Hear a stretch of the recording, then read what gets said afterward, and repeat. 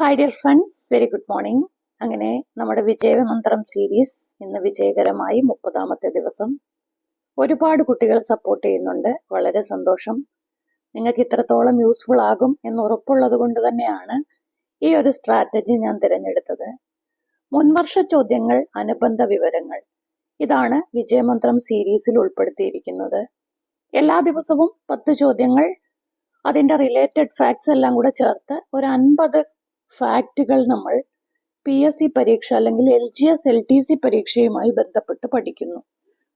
അപ്പൊ ഇന്നിപ്പോ 1500 ഫാക്റ്റുകൾ പൂർണ്ണമാകുന്നു. അത് വളരെ വലിയൊരു വിജയമാണ്.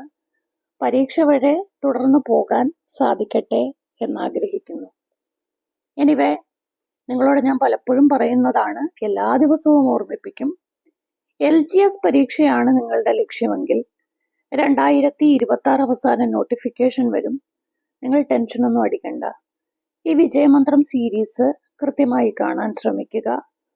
അതോടൊപ്പം തന്നെ നമ്മുടെ യൂട്യൂബ് ചാനലിൽ പ്ലേലിസ്റ്റുകളാക്കി SCERT പാഠഭാഗങ്ങളുണ്ട്. 5, 6, 7, 8 സയൻസ് തീർത്തു. പിന്നെ ഇന്ത്യൻ സ്വാതന്ത്ര്യ സമരം, സ്വാതന്ത്ര്യാനന്തര ഇന്ത്യ, GK കംപ്ലീറ്റ് ആയി. ഭരണഘടന ഓൺഗോയിങ് ആണ്. തിങ്കളാഴ്ച മുതൽ ബാക്കി സ്റ്റാർട്ട് ചെയ്യും. ഈ 2 കാര്യങ്ങൾ ശ്രദ്ധിക്കുക. പിന്നെ ശനി ഞായർ ദിവസങ്ങളിലെ നമ്മുടെ മാതൃകാ പരീക്ഷയും അറ്റൻഡ് ചെയ്യുക. പിന്നെ നിങ്ങൾക്കൊരു ഡിഫക്റ്റ് വരുന്നത് മാത്സിൻ്റെയും അതുപോലെ കറണ്ട് അഫെയറിൻ്റെയുമാണ്. കറണ്ട് അഫെയറിൻ്റെ സൊല്യൂഷൻ ഉടൻ തന്നെ ഉണ്ടാക്കും. മാത്സിൻ്റെ സൊല്യൂഷൻ നമുക്ക് നോട്ടിഫിക്കേഷനൊക്കെ വന്നു കഴിഞ്ഞിട്ട് ഒരു ബാച്ച് വല്ലോ സ്റ്റാർട്ട് ചെയ്ത് ക്ലിയർ ചെയ്യാം. അപ്പോൾ തൽക്കാലം LGSകാരൊന്നും ചെയ്യണ്ട, സ്മൂത്തായിട്ട് ഈ യൂട്യൂബ് ചാനൽ ഫോളോ ചെയ്യുക. 2027 LGS എന്ന ലക്ഷ്യം വെച്ച് തന്നെ പഠിക്കുക. പിന്നെ LDC സംബന്ധിച്ചിടത്തോളം എനിക്ക് പറയാനുള്ളത്, ഈ പറഞ്ഞ SCERT നിങ്ങൾക്ക് വേണം. ഇപ്പോൾ നമ്മൾ ചെയ്തുകൊണ്ടിരിക്കുന്ന പ്രീവിയസ് ഇയർ ചോദ്യപേപ്പറും അനുബന്ധ വിവരങ്ങളും വേണം. പക്ഷെ അതുകൊണ്ടൊന്നും LDC നിൽക്കില്ല. LDCക്കാർ ഇപ്പോഴേ കുറേശ്ശെ പോർഷനുകൾ പഠിച്ച് മുന്നോട്ട് പോകണം. അതിനും നമ്മളൊരു സ്മാർട്ട് സ്റ്റഡി പ്ലാൻ ക്രിയേറ്റ് ചെയ്തിട്ടുണ്ട്. ആ പ്ലാൻ ടെലഗ്രാം ഗ്രൂപ്പിലാണ് അവൈലബിൾ ആവുന്നത്. അതിൽ ഡെയിലി 10 കണക്ക്, 10 ഇംഗ്ലീഷ്, 10 മലയാളം, 10 കറണ്ട് അഫെയർ, അങ്ങനെ കുറേശ്ശെ പഠിച്ച് മുന്നോട്ട് പോവുക. അവിടെ പഠിക്കുമ്പോൾ പ്രീവിയസ് ഇയർ ക്വസ്റ്റ്യൻ പേപ്പർ ഇത് മാത്രമല്ല, LTCയെ ബേസ് ചെയ്ത് 2024 നടന്ന പരീക്ഷകൾ, അതിൻ്റെ ഓരോ ചോദ്യത്തിനുമുണ്ട് 20, 25 കണക്റ്റിംഗ് ഫാക്ട്സ്. ആ രീതിയിലാണ് അവിടെ പഠനം മുന്നോട്ട് കൊണ്ടുപോകുന്നത്. താല്പര്യമുള്ളവര് ഇന്ന് തന്നെ നമ്മുടെ വാട്സപ്പ് നമ്പർ 7736968625 ഈ വാട്സപ്പ് നമ്പറിൽ മെസ്സേജ് അയക്കുക. സ്മാർട്ട് പ്ലാൻ മാത്രമാണ്, ഒരുപാട് പഠിക്കുന്നവർക്കുള്ള പ്ലാൻ അല്ല. വളരെ സ്മാർട്ടായിട്ട് പഠിച്ച് എങ്ങനെയെങ്കിലും ജോലി നേടണം എന്നുള്ളവർക്കുള്ള പ്ലാനാണ്. ഫുൾ കോഴ്സിന് 400 rupees ആണ് ഫീസ്. അപ്പം നമുക്ക് ക്ലാസ്സിലേക്ക് കടക്കാം. 1936 കണ്ണൂരിൽ നിന്ന് മദ്രാസിലേക്ക് പട്ടിണി ജാഥ നയിച്ചതാരാണ്? പട്ടിണി ജാഥ കേൾക്കുമ്പോൾ നമ്മുടെ മനസ്സിൽ ഓടി വരും മന്നത്ത് പത്മനാഭൻ. ഓപ്ഷൻ ഡി, കറപ്പിച്ചു വിട്ടു. പട്ടിണി ജാഥ നയിച്ചത് തിരുവനന്തപുരത്തേക്കാണ്, വൈക്കത്ത് നിന്ന് മന്നത്ത് പത്മനാഭൻ. പക്ഷേ ചോദ്യം കണ്ണൂരിൽ നിന്ന് മദ്രാസിലേക്ക്. ഉത്തരം മാറി. AK ഗോപാലൻ അഥവാ AKG. ഇനിയും ഓരോ ഓപ്ഷനുകളെ കുറിച്ച് പറയുകയാണ്. കേരള സുഭാഷ് ചന്ദ്രബോസ് എന്നറിയപ്പെടുന്നത് മുഹമ്മദ് അബ്ദുറഹ്മാൻ സാഹിബ്. നമ്മൾ കേരള സുഭാഷ് ചന്ദ്രബോസ് അങ്ങനെ റയറായിട്ടാണ് കേൾക്കുന്നത്. മുഹമ്മദ് അബ്ദുറഹ്മാൻ സാഹിബ്. അദ്ദേഹം ആരംഭിച്ച പ്രസിദ്ധീകരണമാണ് അൽ അമീൻ. കേരള ഗാന്ധി നമുക്കറിയാം, KK എളപ്പൻ. കേരള ഗാന്ധി എന്നറിയപ്പെടുന്നത് KK എളപ്പനാണ്. 1930 കോഴിക്കോട്ട് നിന്ന് പയ്യന്നൂരിലേക്ക് നടന്ന ഉപ്പു സത്യാഗ്രഹ ജാഥയ്ക്ക് നേതൃത്വം നൽകിയതും KK എളപ്പൻ. പാവങ്ങളുടെ പടത്തലവൻ എന്നറിയപ്പെടുന്നത് AK ഗോപാലൻ. കേരളത്തിന്റെ മദൻ മോഹൻ മാളവ്യ എന്നാണ് മന്നത്ത് പത്മനാഭൻ അറിയപ്പെടുന്നത്. അദ്ദേഹത്തെ അങ്ങനെ വിശേഷിപ്പിച്ചത് സർദാർ KM പണിക്കർ. മന്നത്ത് പത്മനാഭൻ സ്ഥാപിച്ച നായർ സർവീസ് സൊസൈറ്റിയുടെ ആദ്യ പേര് നായർ സമുദായ ഭൃത്യജന സംഘം എന്നായിരുന്നു. ഇവിടെ ശ്രദ്ധിക്കേണ്ടത് കേരളത്തിന്റെ ഗാന്ധി, കേരളത്തിന്റെ മദൻ മോഹൻ മാളവ്യ, അതുപോലെ തന്നെ കേരളത്തിന്റെ സുഭാഷ് ചന്ദ്രബോസ്. ചേരുംപടി ചേർക്കാം. ശരിയായ ജോഡി തെറ്റായ ജോഡിയൊക്കെ ചോദിക്കാം. അടുത്ത ചോദ്യം, തന്നിരിക്കുന്നവയിൽ തെറ്റായ ജോഡി ഏത്? സ്വതന്ത്ര ഇന്ത്യയിലെ ആദ്യ വ്യാവസായിക നയമാണ് തെറ്റായ ജോഡി. ദേശീയ ആസൂത്രണ സമിതി 1938, ബോംബെ പ്ലാൻ 1944, പ്ലാനിംഗ് കമ്മീഷൻ 1950. 1938 ദേശീയ ആസൂത്രണ സമിതി രൂപീകരിച്ചപ്പോ ഇന്ത്യൻ നാഷണൽ കോൺഗ്രസിന്റെ പ്രസിഡന്റ് ആയിരുന്നത് സുഭാഷ് ചന്ദ്രബോസ് ആണ്. ആസൂത്രണ സമിതിയുടെ അധ്യക്ഷൻ ജവഹർലാൽ നെഹ്റു. അതുപോലെ ബോംബെ പദ്ധതി എന്ന് പറയുമ്പോൾ ജോൺ മത്തായി, കഴിഞ്ഞ പ്രീവിയസ് ചോദ്യപേപ്പറിൽ നമ്മൾ പഠിച്ചു, തയ്യാറാക്കി അവരുൾപ്പെടുന്ന ഒരു ഗ്രൂപ്പ് തയ്യാറാക്കിയ പദ്ധതിയാണ് ബോംബെ പ്ലാൻ. 8 വ്യവസായികൾ ചേർന്ന് തയ്യാറാക്കിയ പദ്ധതി. അതിൽ ഉൾപ്പെട്ട ഒരു മലയാളിയാണ് ജോൺ മത്തായി. ആസൂത്രണ കമ്മീഷന്റെ ആദ്യ അധ്യക്ഷൻ ജവഹർലാൽ നെഹ്റു, ആദ്യ ഉപാധ്യക്ഷൻ Gulzarilal Nanda. National planning commission അല്ല, കൗൺസിൽ നിലവിൽ വന്നത് 1965. താഴെ തന്നിരിക്കുന്നതിൽ ആരൊക്കെയാണ് ഭരണഘടനാ നിർമ്മാണ സഭയുടെ ഉപാധ്യക്ഷന്മാർ? HC മുഖർജിയും VT കൃഷ്ണമാചാരിയുമാണ് ഉപാധ്യക്ഷന്മാർ. ഭരണഘടനാ നിർമ്മാണ സഭ നിലവിൽ വന്നത് 1946 ഡിസംബർ 6. ആദ്യത്തെ സമ്മേളനം 1946 ഡിസംബർ 9. ഭരണഘടനാ നിർമ്മാണ സഭയുടെ താൽക്കാലിക അധ്യക്ഷൻ ഡോക്ടർ സച്ചിദാനന്ദ സിൻഹയായിരുന്നു. സ്ഥിരം അധ്യക്ഷൻ ഡോക്ടർ രാജേന്ദ്ര പ്രസാദ്. ഭരണഘടനാ നിർമ്മാണ സഭയുടെ ഉപദേഷ്ടാവ് BN റാവു. ഭരണഘടനാ നിർമ്മാണ സഭയെ ആദ്യമായി അഭിസംബോധന ചെയ്തത് JB കൃപലാനി. ഏത് രാജ്യത്തിന്റെ ഭരണഘടനയിൽ നിന്നാണ് മാർഗനിർദ്ദേശക തത്വങ്ങൾ ഇന്ത്യ കടം കണ്ടിട്ടുള്ളത്? അയർലൻഡ്. കൺകറന്റ് ലിസ്റ്റ്, കങ്കാരുവിനെ ഓർത്ത് നമ്മൾ ഓസ്ട്രേലിയ പറയും. മാർഗനിർദ്ദേശക തത്വങ്ങൾ അയർലൻഡ്. ഇന്ത്യ റിപ്പബ്ലിക് എന്ന ആശയം കടം കൊണ്ടത് ഫ്രാൻസ്. അവശിഷ്ടാധികാരം എന്ന ആശയം കടം കൊണ്ടത് കാനഡ. ആമുഖം, ലിഖിത ഭരണഘടന, മൗലിക അവകാശം എന്നിവ കടം കൊണ്ടത് അമേരിക്ക.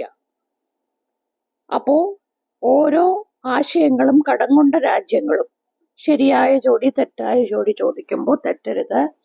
റിപ്പബ്ലിക് ഫ്രാൻസ്, ഫ്രാ റിപ്പബ്ലിക്. അവശിഷ്ടാധികാരം കാനഡ.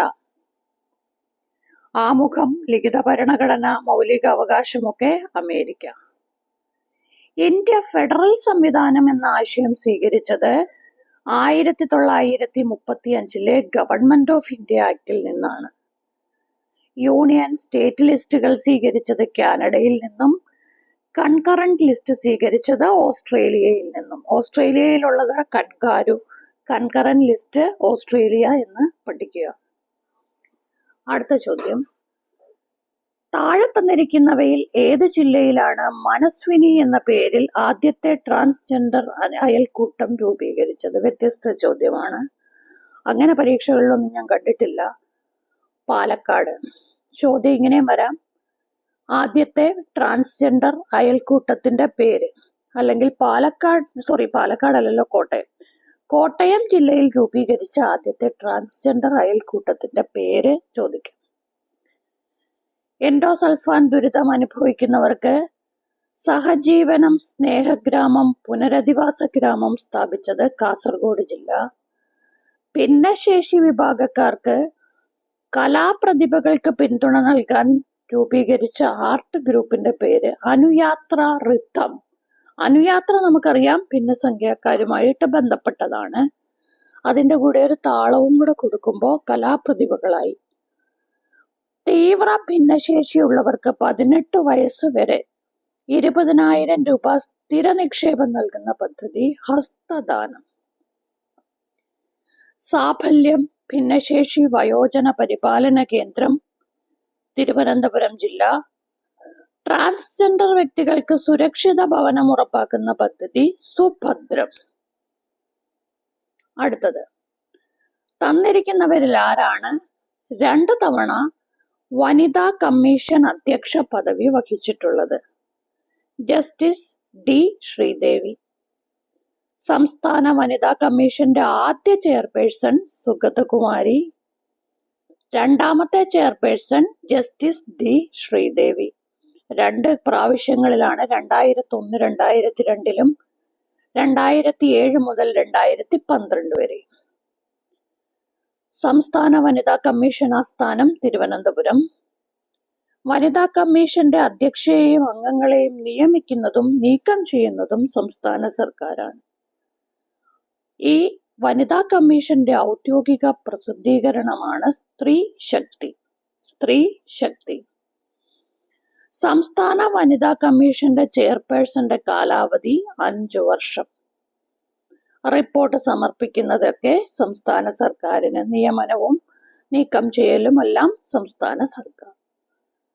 ഇനി സയൻസ് ആണ്. ഒരേ തന്മാത്രാ സൂത്രം, മോളിക്കുലാർ ഫോർമുല, വ്യത്യസ്ത രാസഭൗതിക ഗുണങ്ങൾ, വേറെ പ്രോപ്പർട്ടീസ്, ഇങ്ങനെയുള്ള സംയുക്തങ്ങളെ വിളിക്കുന്ന പേരാണ് ഐസോമറുകൾ. ഒരേ തന്മാത്രാവാക്യമായിരിക്കും, വ്യത്യസ്ത ഘടനകളായിരിക്കും, അതാണ് ഐസോമർ. നമുക്കറിയാവുന്നത് ഒരേ ആറ്റമിക നമ്പർ, വ്യത്യസ്ത മാസ് നമ്പർ, അത് ഐസോടോപ്പ്. ഒരേ മാസ് നമ്പർ, വ്യത്യസ്ത ആറ്റമിക നമ്പർ, ഐസോബാർ. ന്യൂട്രോണുകളുടെ എണ്ണം തുല്യം വരും, പ്രോട്ടോണുകളുടെ എണ്ണം വ്യത്യാസം വരുന്നതുമാണ് ഐസോട്ടോൺ. അപ്പൊ ഐസോബാർ, ഐസോടോപ്പ്, ഐസോട്ടോൺ തമ്മിൽ തെറ്റരുത്. Isotope atomic number, isobar mass number സ്ഥിരമായിട്ട് വരുന്നത്, ഐസോട്ടോണ് ന്യൂട്രോണിന്റെ എണ്ണം, ഐസോമർ ഈ പറഞ്ഞതുപോലെ മോളിക്കുലാർ ഫോർമുല സെയിം, അതിന്റെ സ്ട്രക്ചർ വ്യത്യാസം. ആവർത്തന പട്ടികയിൽ 17ാം ഗ്രൂപ്പിൽ വരുന്ന മൂലക കുടുംബത്തിന്റെ പേര് halogens. Fluorine, chlorine, bromine, iodine, astatine ഇവരാണ് ഹാലജൻസ്.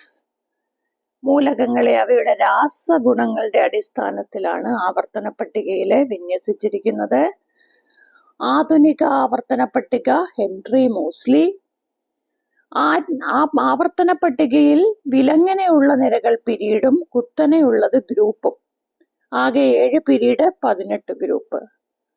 ആദ്യ ഗ്രൂപ്പിനെ അറിയപ്പെടുന്ന പേര് ആൽക്കലി ലോഹങ്ങൾ, രണ്ടാമത്തത് ആൽക്കലൈൻ എർത്ത് ലോഹങ്ങൾ, 3 മുതൽ 12 വരെ സംക്രമണ മൂലകങ്ങൾ, 13 ബോറോൺ കുടുംബം, 14 കാർബൺ കുടുംബം, 15 നൈട്രജൻ കുടുംബം, 16 ഓക്സിജൻ കുടുംബം, 17 ഹാലജൻസ്, 18 ഉത്കൃഷ്ടവാതകങ്ങൾ അല്ലെങ്കിൽ സീറോ ഗ്രൂപ്പ് മൂലകങ്ങൾ എന്നൊക്കെ അറിയപ്പെടും. കേരളത്തിലെ ആദ്യത്തെ ബട്ടർഫ്ലൈ പാർക്ക്. കേരളത്തിലെ ആദ്യത്തെ ബട്ടർഫ്ലൈ സങ്കേതം ആറളം വന്യജീവി സങ്കേതം. ഇന്ത്യയിലെ ആദ്യത്തെ ബയോളജിക്കൽ പാർക്കാണ് അഗസ്ത്യാർകൂടം. ഇന്ത്യയിലെ ആദ്യത്തെ ഇക്കോ ടൂറിസം കൊല്ലം ജില്ലയിലെ തെന്മല. കേരളത്തിലെ ആദ്യത്തെ ബട്ടർഫ്ലൈ പാർക്ക് തെന്മല, മറ്റത് സങ്കേതമാണ്, തെറ്റിപ്പോകരുത്. കേരളത്തിലെ ഏറ്റവും വലിയ ഫോറസ്റ്റ് ഡിവിഷൻ റാന്നി. കേരളത്തിലെ ഏറ്റവും ചെറിയ ദേശീയോദ്യാനം പാമ്പാടും ചോല. വനം, വന്യജീവി സങ്കേതങ്ങൾ ഇവ നമുക്ക് പരീക്ഷയിൽ ഒരു പോർഷനായിട്ടുണ്ട്. അപ്പോൾ ഇന്നത്തെ 10 ചോദ്യങ്ങൾ അനുബന്ധ വിവരങ്ങളുമായിട്ട് നമ്മളിവിടെ നിർത്തുന്നു. ശനി ഞായർ ദിവസങ്ങളിൽ മാതൃകാ പരീക്ഷകളാണ്.